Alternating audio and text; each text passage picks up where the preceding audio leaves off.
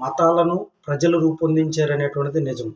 మరియు ఆ మతం అనేటువంటి సంఖ్యల చేత నేడు సమాజమును బంధిస్తున్నారు అనేటువంటిది మనమెరిగినటువంటి వాస్తవం. ప్రజలను మూర్ఖపు సిద్ధాంతాలకు, మూఢనమ్మకాల చేత వేధిస్తున్నారు.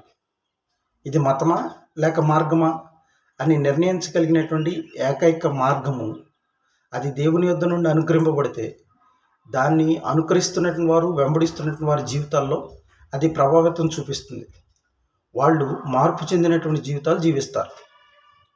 మనిషిలో ఉన్నటువంటి పాపము మనిషిని ప్రతి స్థితిలోనూ బంధిస్తుంది. అతన్ని అన్ని విషయాల్లోనూ పరిమితం చేస్తుంది.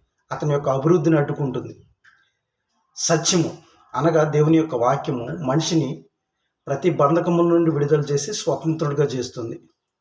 అతని యొక్క ఆత్మను అభివృద్ధి పరుస్తుంది. అతడు ఇంతకుముందు జీవించిన దానికంటే గొప్ప జీవితాన్ని జీవిస్తాడు. కాబట్టి దేవుని యొక్క